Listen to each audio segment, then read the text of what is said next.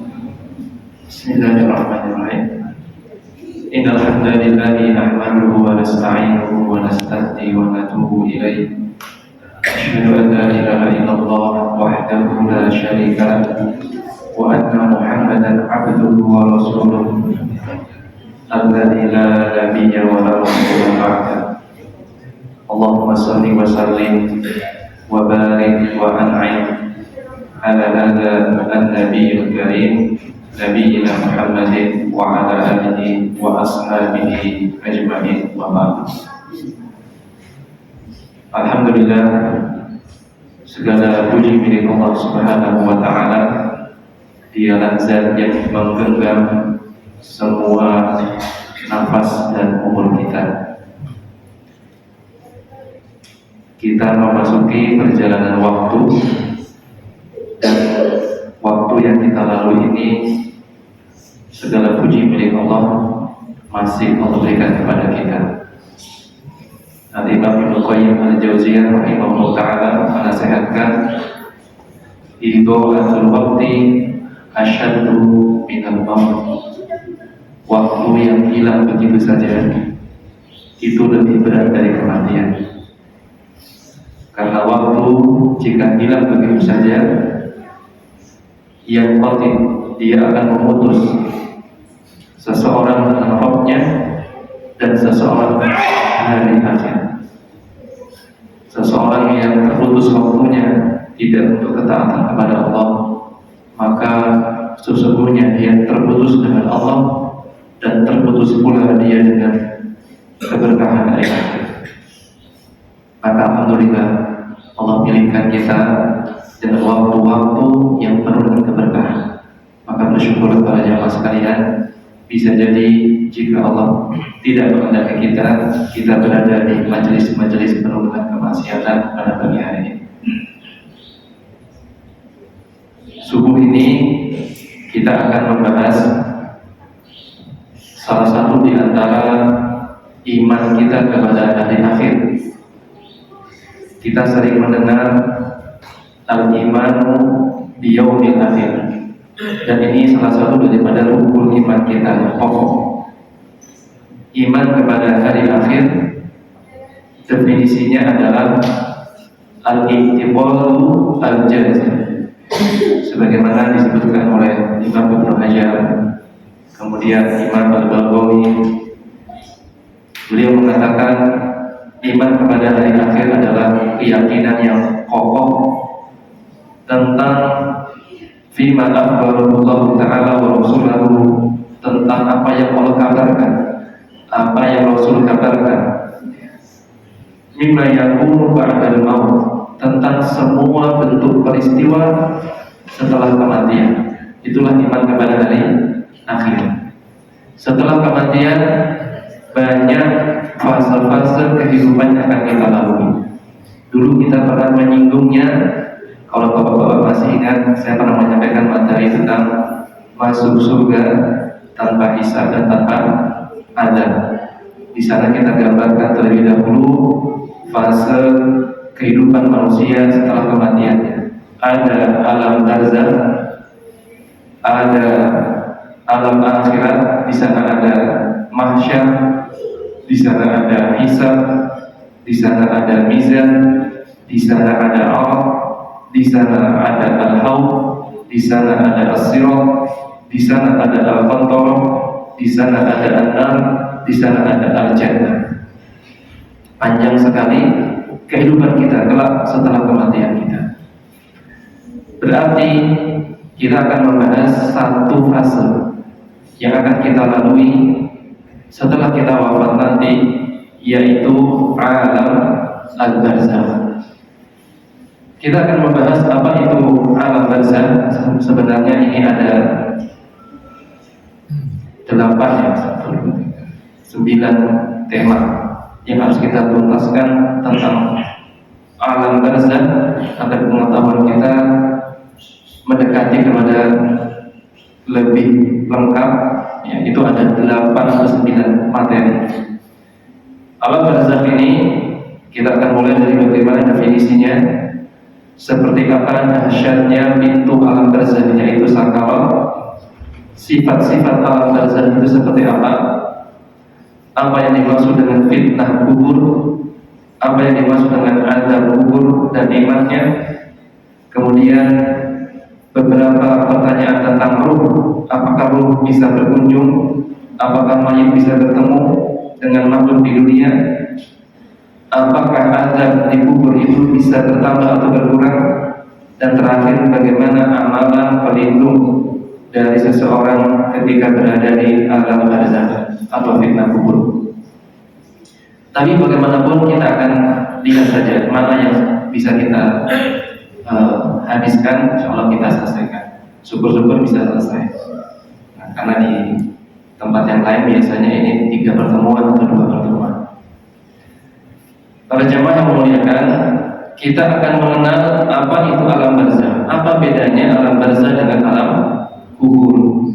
Apakah dua hal yang sama atau memang berbeda?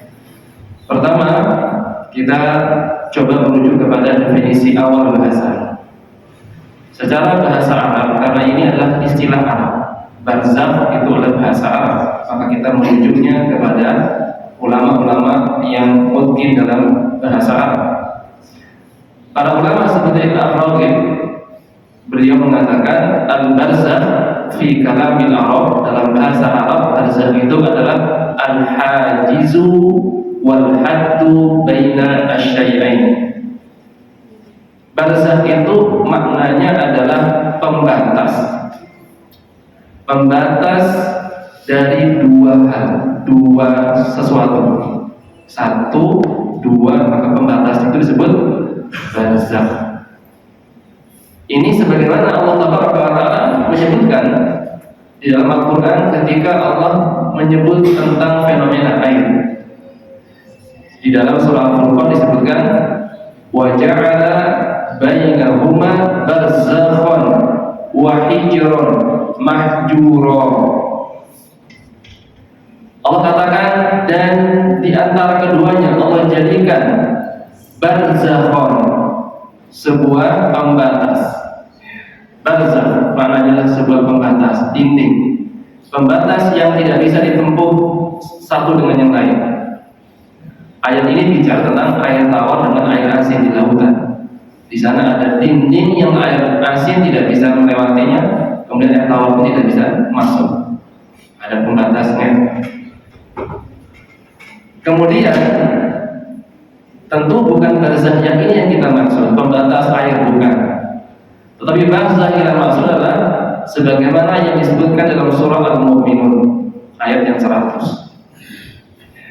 Ini juga Al-Quran menggunakan kalimat barzakh juga, sama-sama barzakh.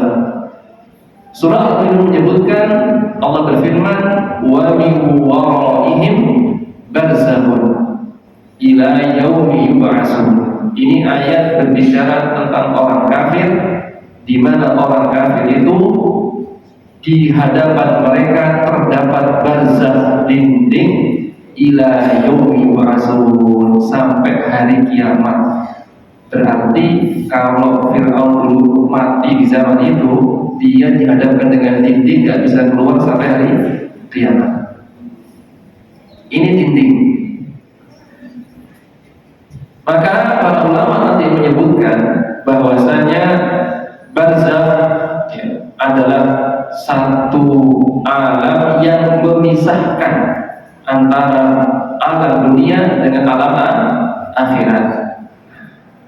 Maka para ulama sebagaimana Imam Al-Baghawi menyebutkan sejumlah pendapat para ahli mufassir, maka ada juga yang menyebutkan al-barzakh qila huwa al-qabru.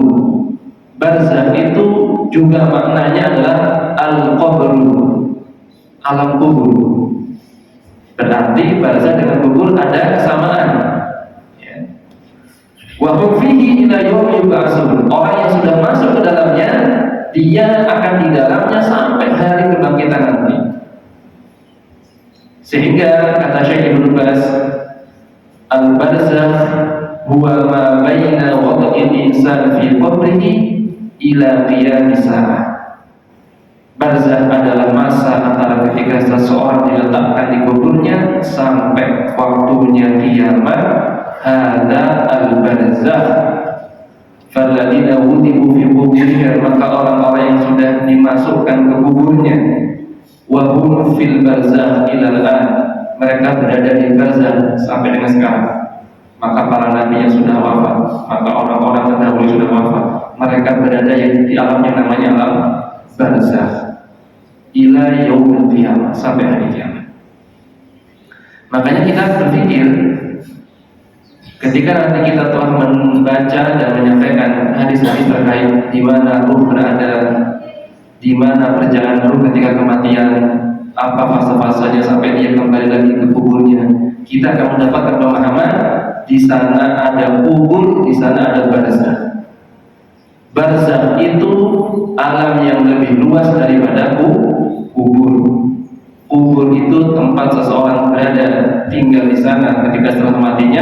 Tetapi setelah nanti mereka melalui fase-fase, dari fase penjemputan, fase pengantaran sampai fase kembalinya, fase fitnah, dan selesai, maka ketika sudah masuk ke sana, nikmat atau azab, maka mereka bisa melalui alam barzakh yang lebih luas.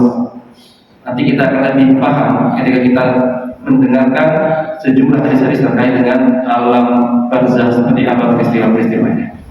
Tetapi di sini kita bisa mengambil kesimpulan, kalau kita ingin membedakan antara alam barzakh dengan alam kubur, alam barzakh lebih luas, sementara alam kubur ada di dalamnya. Jadi kubur itu atau alam kubur adalah bagian dari alam barzakh. Begitu ya. Apa dalil alam barzakh? Dalam surah Al-Baqarah kita sudah sebutkan. Ini dalil yang sering disebutkan oleh para ulama. Wa min waraihim barzakhun ila yaumi yub'atsun. Ini dalil utamanya. Kemudian dalil hadisnya banyak sekali. Banyak sekali. Kita pakai istilahnya barzakh dengan kubur. Kita pakai bahasa kubur. Innal qabra awwalu manazilil akhirah. Sesungguhnya alam kubur atau alam barzakh adalah fase tempat pertama di negeri akhirat. Dan nanti kita akan temukan banyak lagi hadis-hadis terkait alam barzakh ini. Ini nukilan pertama. Nah, seseorang yang akan memasuki alam barzakh, maka pintunya ada di sini. Bab kedua kita bahas tentang sakaratul maut. Apa perbedaan sakaratul maut yang dia adalah orang mukmin? Apa perbedaan sakaratul maut kalau dia orang kafir? Di sini ada bagan. Ada sakaratul maut yang mungkin itu bisa berat, bisa mudah. Yang kita garis bawahi di sini, posisi sakaratul maut yang berat isinya siapa saja? Satu, para nabi. Para nabi tidak ada sakaratul maut yang gampang. Semua para nabi berat sakaratul mautnya. Nanti ada hikmahnya yang disampaikan Imam Al-Qurtubi. Insyaallah kita akan bahas. Orang soleh juga berat, tetapi orang soleh bisa juga mudah. Jadi ada dua itu kan, soleh dua di dua tempat.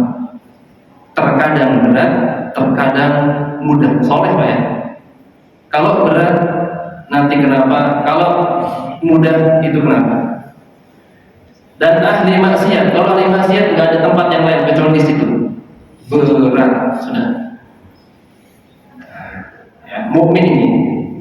Kalau orang kafir, ya sudah nggak ada tempat lain Pak. Di sini. Kalau orang kafir kita tidak bahas, karena orang kafir sudah pasti berat. Nggak ada yang namanya orang kafir itu enak meninggal, tidak mungkin. Adapun syuhada posisinya di tempat yang mudah. Ada orang mukmin berarti diklasifikasikan dari 5 kelompok. Ya. Para nabi, orang soleh, ahli maksiat, dan orang syuhada. Ya. Soleh yang berat, soleh yang mudah. Baik, kita akan membahas bagaimana Allah Rabbul Ta'ala dan Rasulnya berbicara tentang sakaratul maut ini. Dia adalah proses pencabutan nyawa manusia dan gerbang awal seseorang menemui alam barzakh ini. Kita tahu bahwa sakarat ini peristiwanya begitu menegangkan dan kita perlu tahu seperti apa nas-nas membincangkan tentang sakaratul maut. Ini qadarullah kita sedang berada di penghujung Ramadan, ya Pak ya.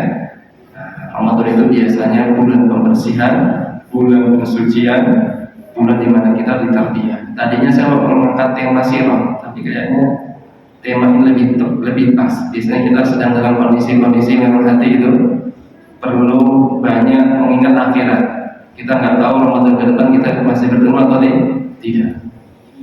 Sakarat, sebenarnya sakarat ini kita kenal bahasa syukur, tapi tidak pakai tanda titik, pakai sin kecil. Syukur.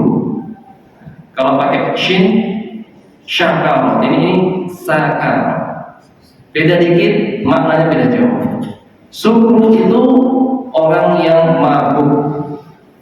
Maka sakarat posisi jamak dari syukur. Sakarat berarti kondisi di mana orang begitu linglung, begitu mabuk karena peristiwa beratnya yang dihadapi. Lawannya as-shahi, orang yang sadar.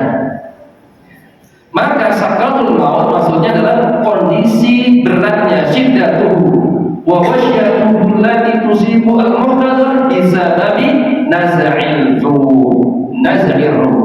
Kondisi berat, kondisi yang membuat seseorang tidak sadarkan diri, tidak mampu mengawal kesadarannya kembali. Dia begitu berat sehingga dia merasakan kondisi kesakitan yang mendalam disebabkan naz'ir ruh yang dilepaskan dari tubuhnya. Itulah sakarat. Maka sakarat ini begitu berat. Kesimpulan dari Imam Al-Alusi, sakaratul maut adalah syiddatuhu, proses di mana seseorang merasakan berat-beratnya kematian. Proses itu. Maka sakaratul maut ini nanti petugasnya siapa? Seorang malaikat yang berwibawa, yang tidak kenal toleransi. Ketika perintah sudah diperintahkan, dia akan melaksanakan dengan sesuai perintah. Dialah malakul maut, malaikat maut. Qul yatawaffakum, katakanlah malakul maut, katakanlah malaikat mautlah yang disertai, yang diserahi urusan untuk mencabut nyawa. Malakul maut alladzi wukila bikum, yang diserahkan urusan untuk mencabut nyawa kalian. Summa ila rabbikum turja'un, dan kalian akan kembali kepada Rabb kalian. Surah Sajadah sering kita dengar. Dalilnya banyak, salah satunya ada potongan hadis Al-Bara' bin Azib, riwayat Al-Bara' bin Azib yang panjang.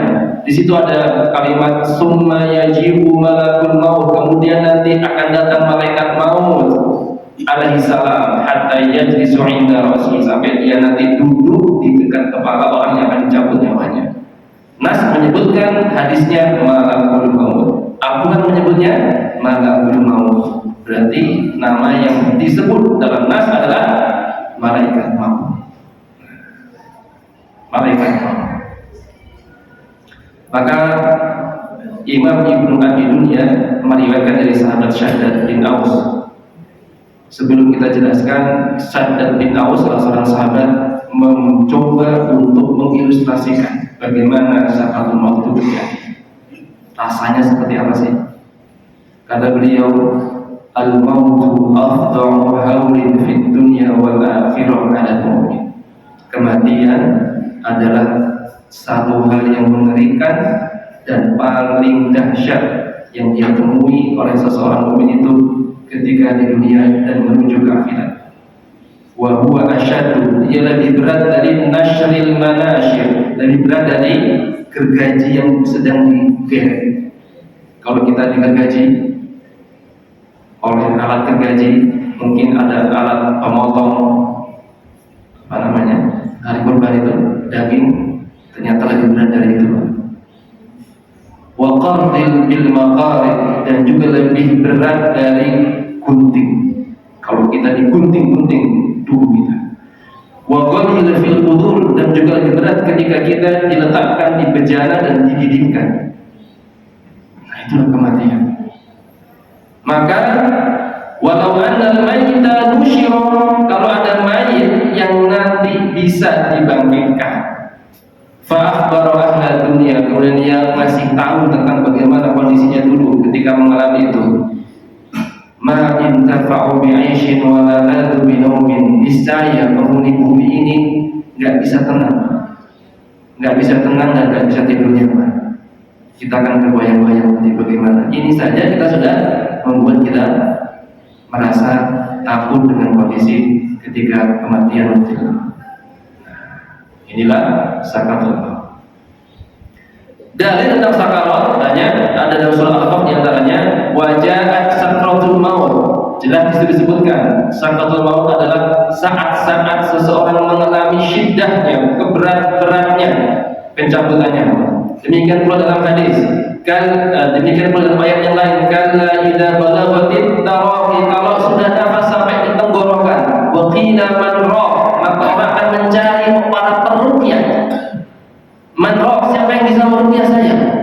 Maksudnya siapa yang bisa menyembuhkan saya?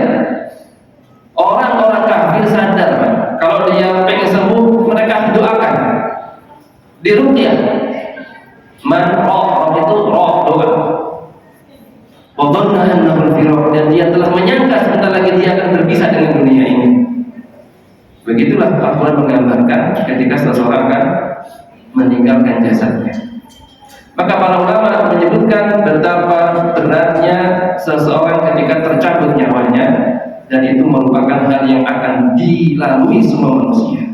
Nabi sendiri sudah menyatakan dalam hadisnya, ketika beliau merasakan hal itu, beliau menyampaikan di hadapan Ibunda Aisyah, inna lil mauti sakarat, sesungguhnya di dalam kematian ada fase-fase menegangkannya, yaitu sakarat. Nah, kita akan coba lihat tadi bagian ini Pak ya. Nah, bagaimana sakarat dari atas sampai bawah. Pertama, sakarat pernah para nabi. Para nabi, Nabi Muhammad SAW, Ibunda Aisyah mengabarkan, anna Rasulullah kana baina yadayhi raqwatun aw ulbatun fi al-ma. Ini dalam ketika Nabi sedang dalam kondisi sakit bersama Ibunda Aisyah, di hadapan Nabi itu selalu disediakan air berisi bejana air. Bejana berisi air. Beliau mengalami panas yang luar biasa. Dalam hadis disebutkan panasnya Nabi kalau disentuh oleh sahabat seperti memegang bara. Maka tidak ada di muka bumi ini panas yang lebih dahsyat selain panas yang dialami oleh para nabi. Panasnya seorang mukmin ketika sakit panas belum seberapa dengan panasnya Nabi ketika beliau sakit. Sahabat saja tidak mampu menyentuhnya. Ini kenapa demikian? Nabi harus menanggung semua beratnya hal-hal yang ada di muka bumi ini. Kata Nabi SAW, siapa yang paling berat ujiannya di muka bumi? Al-Anbiya, mereka lah para Nabi. Summa ansar fa'amsa, kemudian yang semisal dengannya, dan yang semisal juga dengannya. Ini para nabi memang ditetapkan oleh Allah dengan kedudukan yang tinggi, tapi ujian juga berat, sakitnya berat. Maka ketika Nabi dalam kondisi sakarat mendekati kewafatannya, beliau sediakan air di situ untuk mengurangi beban beliau. Faja'ala yudkhilu yadayhi fil ma' fayamsahu biha wajha. Nabi sering kali masukin air ke bejana, diusap-usap wajahnya. Panasnya luar biasa. Disitulah Nabi pernah mengatakan, la ilaha illallah inna lil mauti sakarat. Berarti Nabi ketika wafatnya nahan rasa sakit. Demikian pula Ibunda Aisyah mengatakan setelah beliau melihat kondisi Nabi wafat, beliau tidak pernah lagi cemburu, tidak pernah lagi iri kalau melihat orang meninggal itu dengan kondisi yang muda. Nabi sebagai manusia derajat paling tinggi, kondisi wafatnya seperti itu. Maka ketika beliau melihat ada orang wafat yang secara lahiriah gampang, Beliau gak iri. Bukan berarti yang gampang itu lebih hebat dari Nabi. Ma aqbidu ahadan bihaulil mautin ba'da alladhi ra'aytu min syiddati mauti Rasulullah SAW. Aku tidak pernah iri lagi setelah aku melihat wafatnya Nabi. Siapapun yang wafat yang muda, aku nggak pernah iri. Karena bisa jadi itu bukan menunjukkan sebenarnya kejadian, bukan menunjukkan sebenarnya kejadian. Karena sakarat itu sakitnya ada yang terlihat, ada yang tidak terlihat. Mungkin kita pernah menyaksikan ada orang kafir matinya gampang. Mungkin. Apakah orang kafir itu lebih baik dari Nabi SAW? Tentu tidak. Demikian pula Anas bin Malik menyebut kepada mengabarkan tentang bagaimana Fatimah radhiyallahu ta'ala anha putri Nabi itu nggak kuat ketika putri Nabi melihat Nabi dalam posisi menjelang kematian, nggak kuat, nggak tega. Maka Fatimah mengatakan, wa karba abata, wahai ayahanda, berat sekali penderitaanmu ini, mau meninggal saja berat sekali. Maka Nabi mengatakan, laisa ala bika kaum ba'dal yaum, tenang wahai Fatimah, setelah ini tidak ada lagi rasa berat yang akan dialami oleh ayahmu. Maksudnya sebentar lagi akan wafat. Dan ini semua akan berlalu.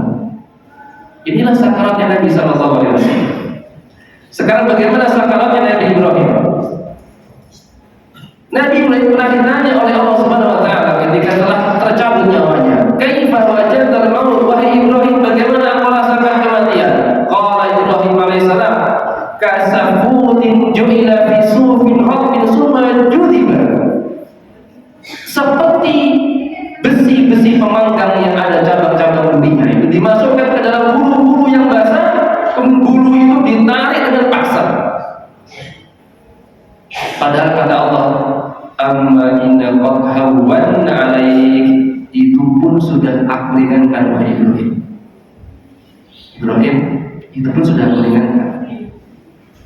Nabi Musa alaihissalam pernah juga ditanya oleh Allah Subhanahu wa taala, ya Musa, kaifa wajadtal maut, bagaimana Nabi Musa, bagaimana kau dapatkan kematian? Qala wajadtu nafsi ka syatin hayya bi yadil qammar. Tuslah, aku dapati aku seperti kambing yang masih hidup, dikulitin, dijaga, masih hidup, enggak disembelih.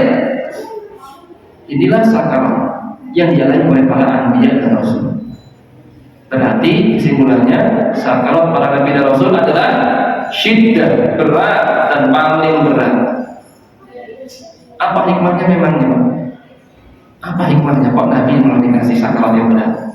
Kata Imam Al-Qurtubi, hal itu untuk menyempurnakan keutamaan mereka dan untuk menambah derajat mereka, ketinggian derajat mereka. Dan ini bukan sesuatu yang menandakan kekurangan beliau, bahkan ini bahagian dari sabda Nabi SAW, man asyadun nas bala'an al-anbiya summa ansar fal-ansar. Inilah hadis tadi.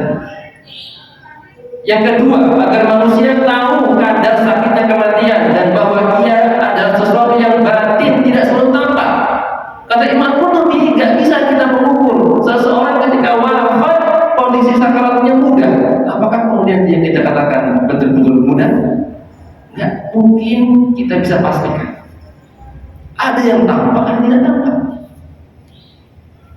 Maka ketika kita menjumpai seorang mukmin ketika matinya mungkin agak susah, menggelepar atau kesakitan, jangan kita vonis dia adalah mukmin yang buruk.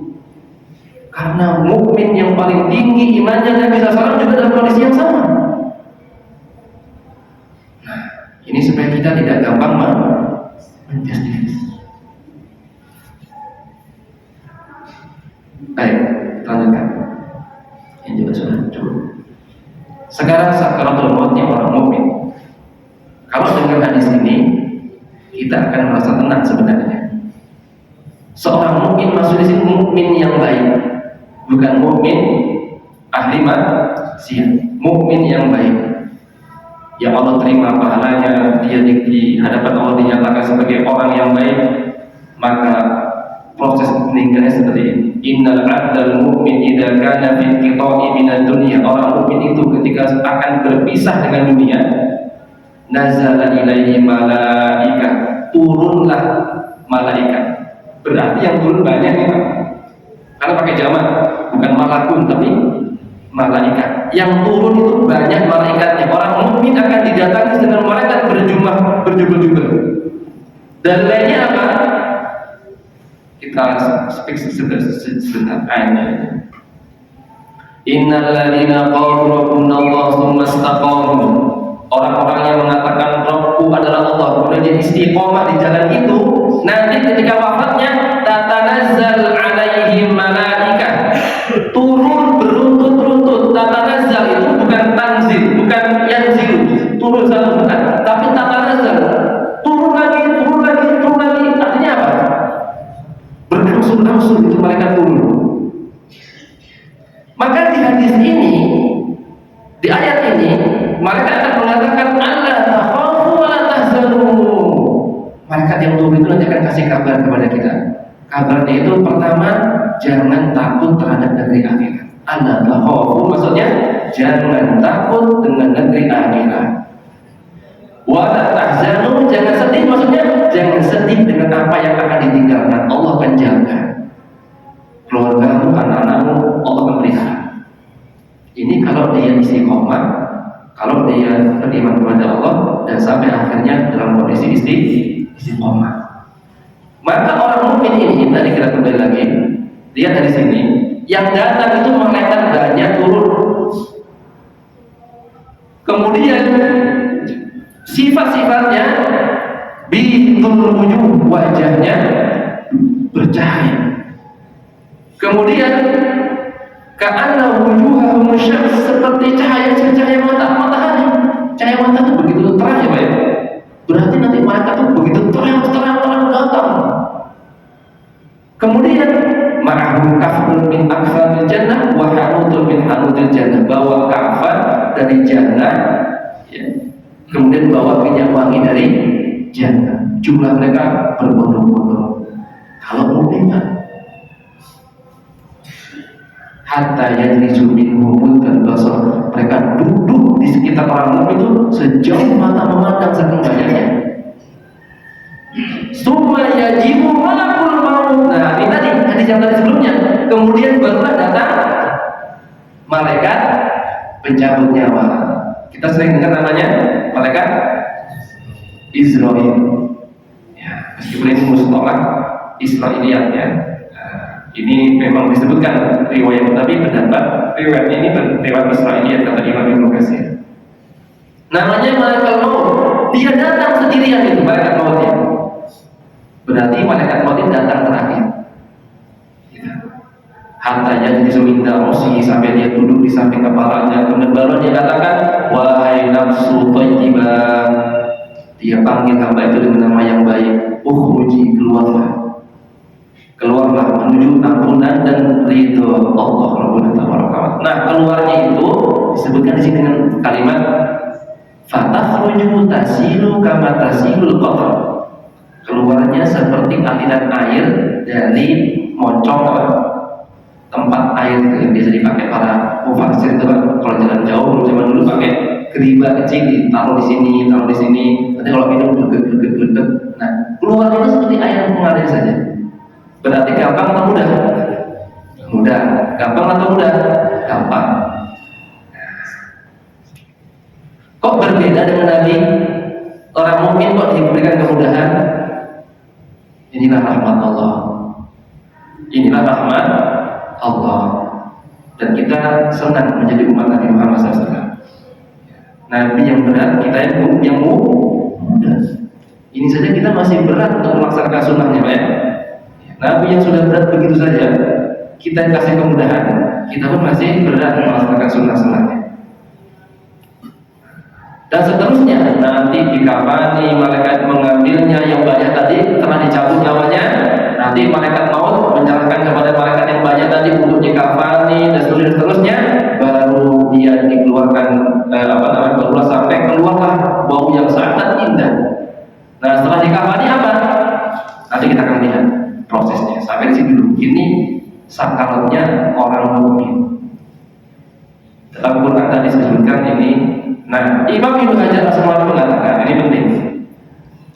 Inna syiddatal mauti la tadullu ala naqsi min fil martabah. Kalau kita menemukan seseorang yang mendapatkan susahnya ketika sakaratul maut, ini bukan tanda kekurangan kedudukannya di sisi Allah. Ingat itu Pak ya, kita harus tanamkan pada diri kita. Kalau kita menemukan saudara kita dalam sakarat, saudara jangan langsung kita vonis. Kata Imam Ibnu Hajar, belum tentu.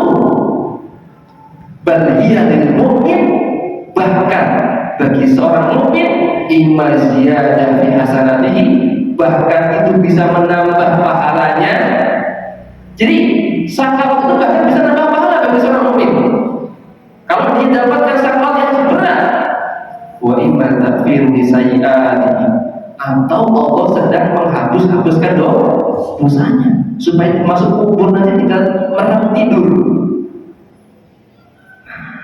Pengen gitu nggak Pak? Pengen sakarat yang susah supaya kita gampang di kuburnya Pak nanti. Intinya kita pengennya yang mudah-mudah. Insya Allah kita semua mendapat sakarat yang mudah. Nah sekarang sakaratnya para syuhada. Sakaratnya para syuhada tidak ada bentuk lain kecuali syuhada itu berarti yang berperang dan meninggal di medan tempur Pak ya. Kalau perang kembali lagi ke rumahnya masih hidup, bukan syahid. Nah, dia tidak. Yang syahid di medan tempur, maka Nabi katakan min masil qatli ila kama yajidu ahadukum min masil qarsah.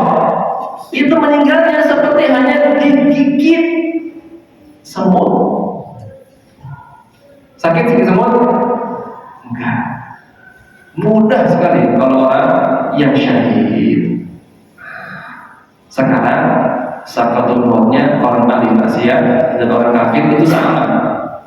Ahli maksiat, ya, orang mukmin sih tapi masih pelaku maksiat.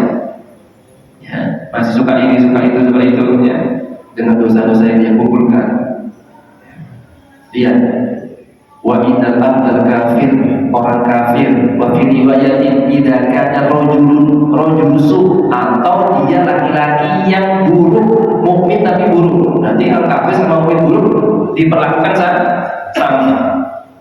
Idza kana fi inqita'i minad dunya, kalau sudah berlepas dari dunia dan menuju akhirat, nazala ilaihi minas sama malaikatun sudul wujuh, akan turun malaikat yang juga banyak tapi wajahnya begitu hitam, wa ma'ahum al-musuh, mereka membawa musuh kain-kain kasar dari neraka dibawa untuk orang itu. Dia duduk di sekitarnya sampai sejauh mata memandang, dan kemudian malaikat maupun datang, pemimpinnya datang. Ayyatuhan nafsul khabisah, wahai ruh yang sangat buruk, keluarlah engkau menuju murkanya Allah dan menuju kemarahannya. Caranya bagaimana? Cara malaikat mencabutnya sekarang. Tadi kan perintah keluarnya.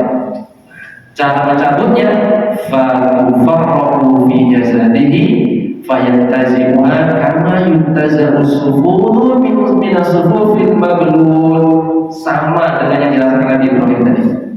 Seperti ruh itu digerek dengan besi-besi yang bercabang-cabang tajam di kain wol yang masih basah untuk nyambutnya, jadi nyambutnya dengan paksa.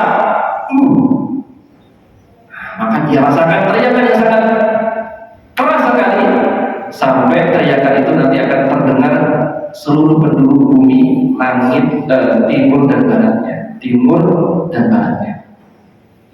Ini sebagaimana yang digambarkan dalam Al-Quran. Walau tara idil dhalimun fi gharatil maut, dan sekiranya engkau melihat, tapi kita kan tidak melihat orang-orang zalim ketika mereka menghadapi sakaratul maut, apa yang terjadi?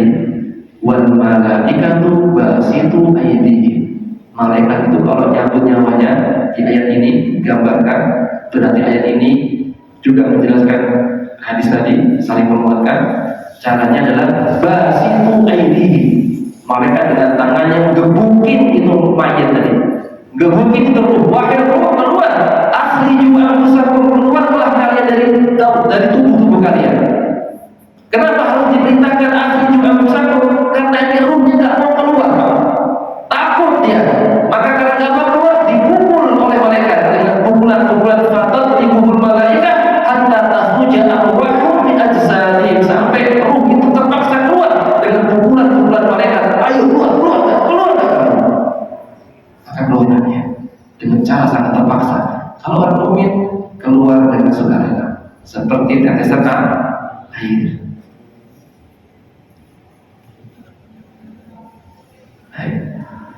Nah, berarti ini kan ketika sudah keluar berarti Pak ya.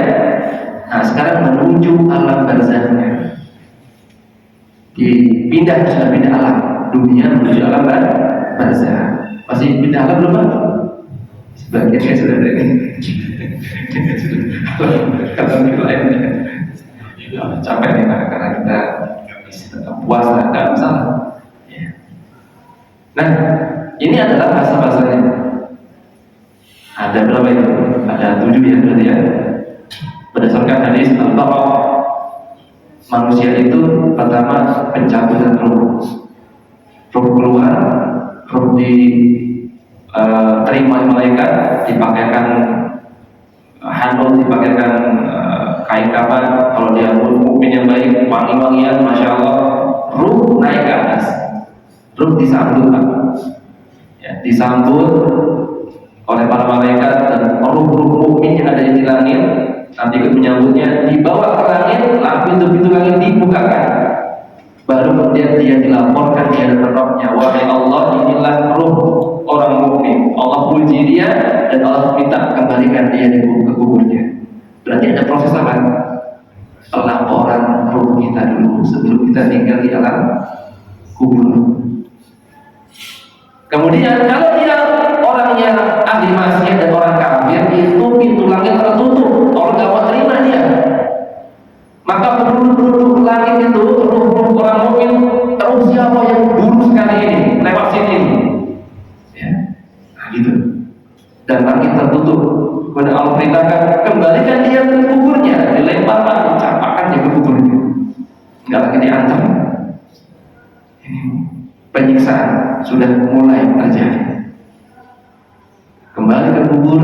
Nah, ketika sudah dikubur, baru kita ditanya. Setelah ditanya, nah, terakhir lagi dapat nikmat atau dapat azab. Nah, ini kan prosesnya panjang. Nanti fasenya saya jelaskan di slide ini. Fase ini turun malaikat tadi kan sudah ya, fase pencabutan. Fase penyambutan, ruh langsung diambil malaikat, dikafani, ruh mengeluarkan bau paling wangi, dibawa ke langit. Ketika di langit, nanti malaikat tanya, siapa ini kok wangi sekali? Ternyata ruh dari Masjid Darussalam. Masya Allah. Ustadznya dulu. Saya juga pengen Pak ya. Nah, kemudian pintu-pintu langit dibukakan. Masya Allah, kita bisa naik Pak kalau pintu langit dibukakan sampai kita diterima oleh Allah Subhanahu Wa Taala. Catat amal hambaku di iliyin, catat hambaku di iliyin sana. Kembali ke jasad, dibawa ulang lagi. Mayit mendengar ruh dikembalikan ke jasadnya, dikubur, diantar lagi. Nah, ditaruh di sana. Kita pun masih di situ, ya.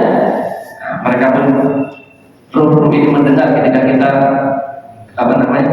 keluar dari makam perkuburan dan masalah-salahnya. Nah, baru kemudian fitnah kubur, pertanyaan kubur, baru kemudian balasan.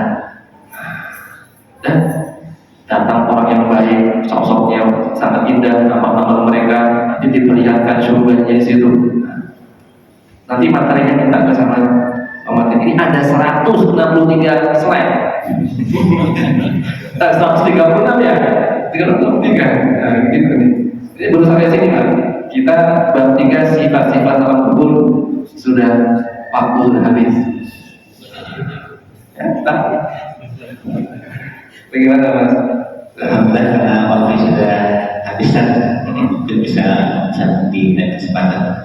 Dan kami memastikan bahwasanya materi yang dibahas oleh Ustaz ini sudah saya share di grup jamaah Darussalam. Jadi bisa dipelajari di rumah, bisa dibaca-baca. Dan untuk di sesi kedua ini kami berikan kesempatan kepada jamaah sekalian untuk bertanya atau berdiskusi terkait pemaparan yang tadi saya sampaikan. Kepada jamaah yang berada kami persilakan. Silakan Pak. Silakan Pak. Kan saya bukan malaikat.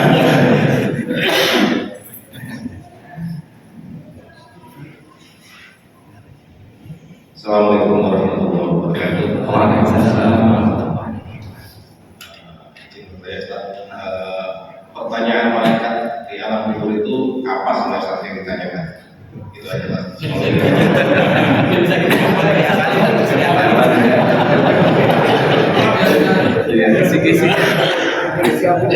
Terima kasih.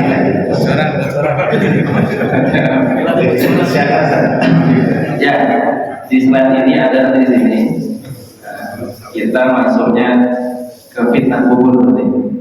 Fitnah kubur itu maksudnya pertanyaan berat di kubur. Ada azab kubur, ada fitnah kubur.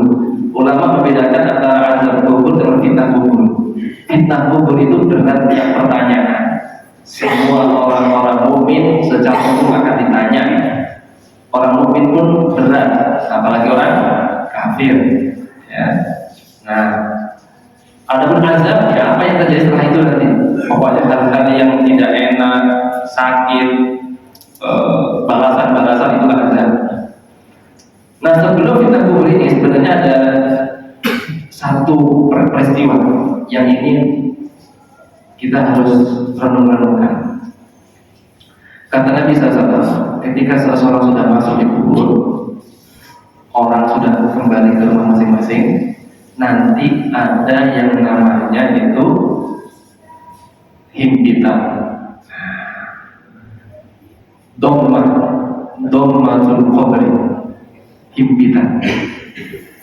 Yang kita coba renungkan, anak kecil itu kan tidak berdosa Pak ya dalam Islam.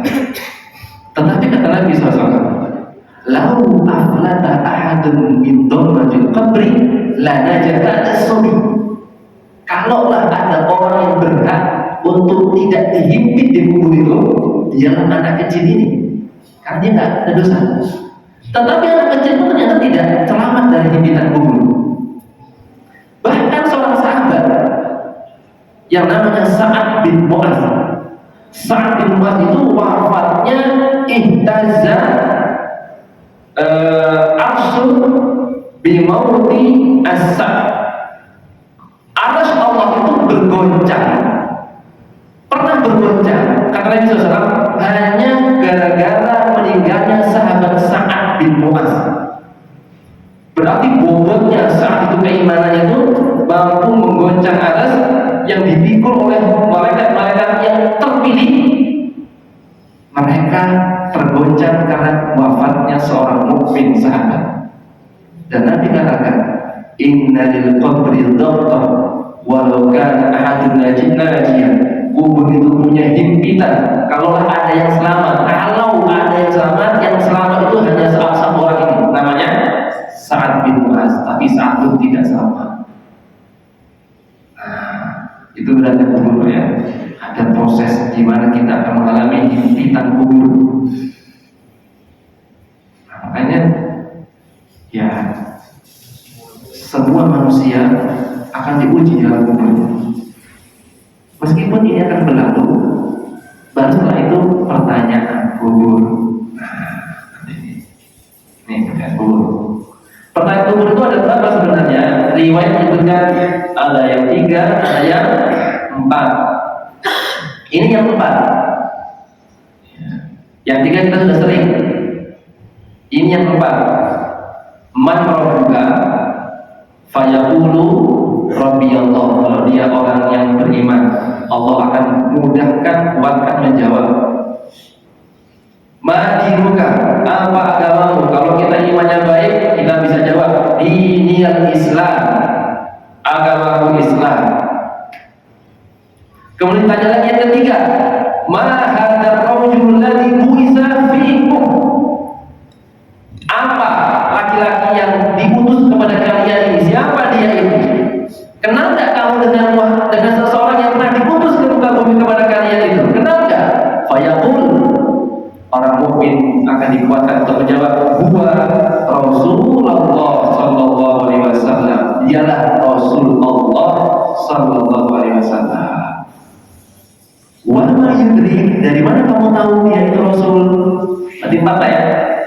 Wa ma yudrik, fayaqul qara'tu kitab Allah fa amantu bi wa saddaqtu. Aku pernah membaca di muka bumi ini Al-Qur'an.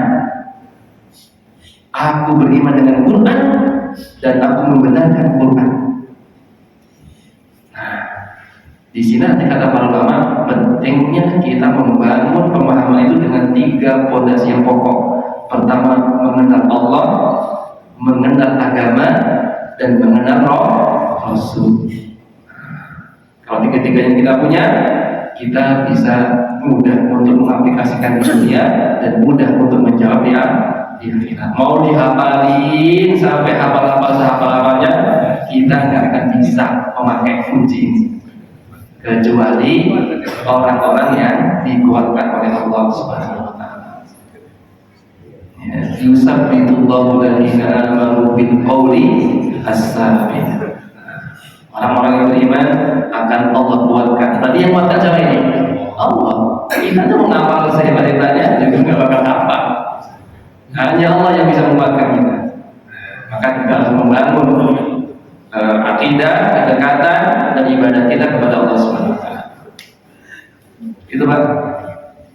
Ada lagi? Demikian tadi Pak Oke, bisa untuk edit ini.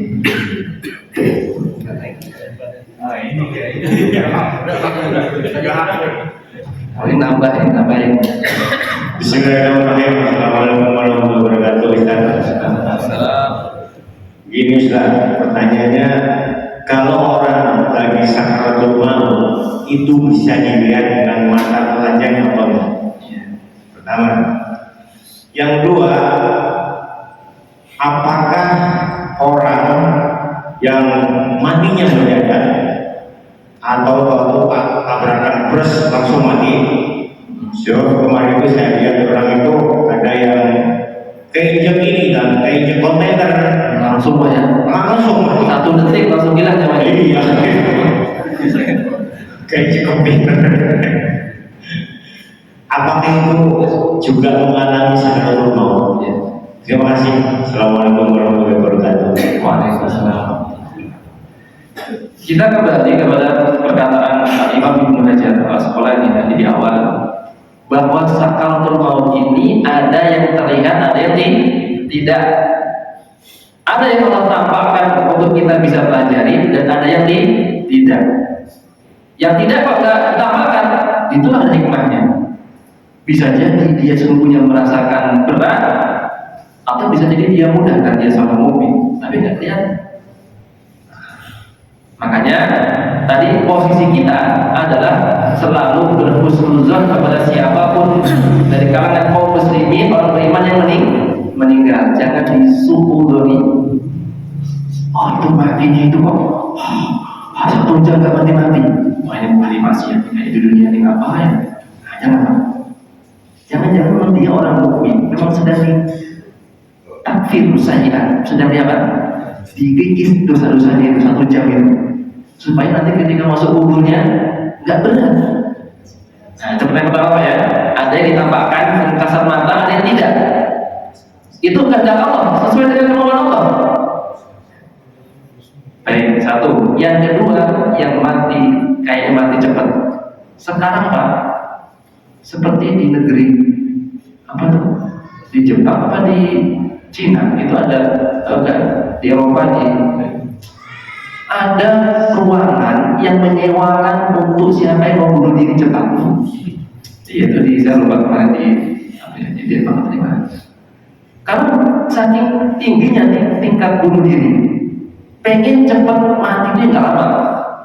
Nah, masuk ruangan itu nanti langsung di setrum atau di apa, langsung mati dalam hitungan detik. Detik itu kan hitungan di dunia, Pak. Ingat-ingat itu.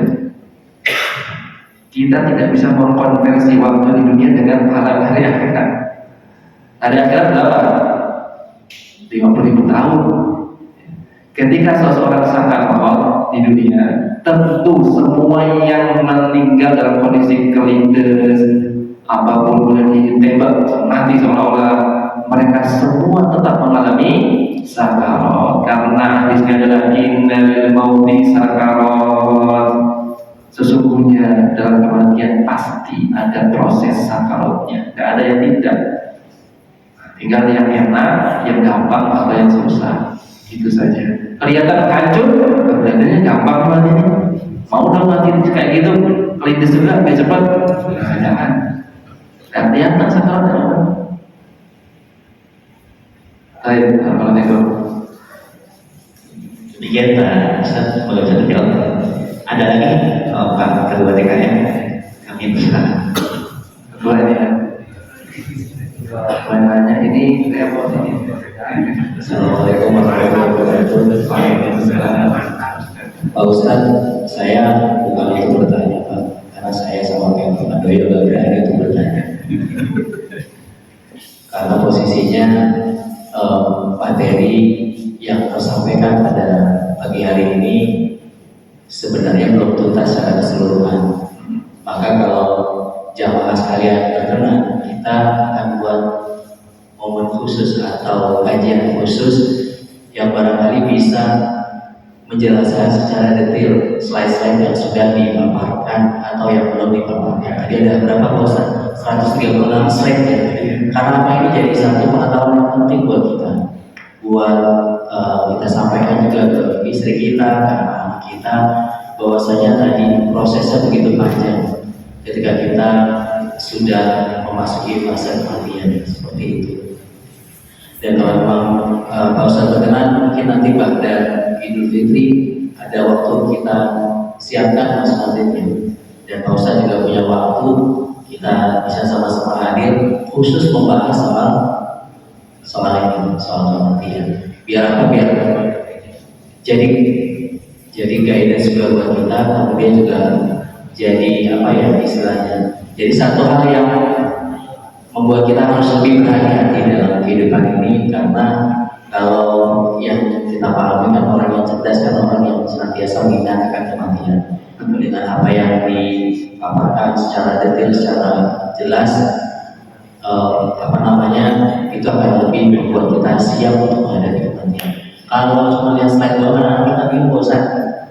Kalau hanya sebatas lihat slide, faktanya seperti itu ya. Praktiknya ini yang kadang-kadang yang perlu kita mendapatkan pembahasan secara detail.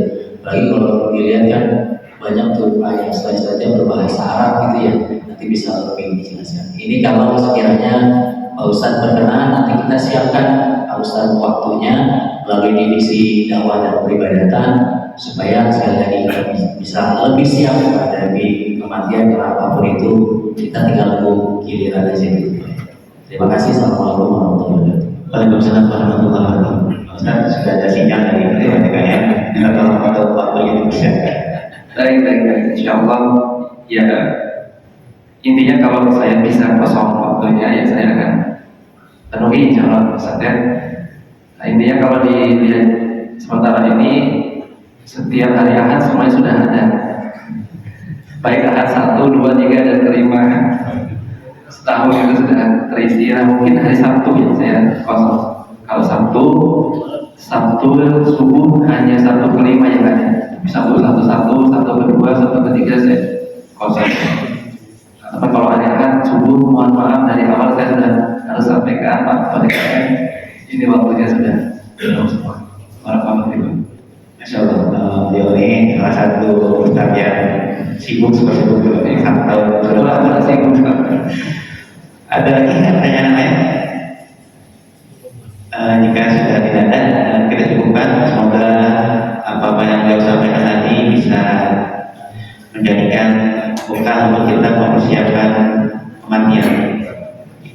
Dan kita masih berada di bulan yang mulia, di hari yang mulia, mari kita maksimalkan dengan mengumpulkan pahala yang banyak untuk bekal kita dalam. Kita tutup bagian pada pagi hari ini dengan membaca doa mandi. Subhanallahumma wa bihamdika asyhadu an la ilaha illa anta astaghfiruka wa atubu ilaik. Kami akhiri, wassalamualaikum warahmatullahi wabarakatuh. Waalaikumsalam.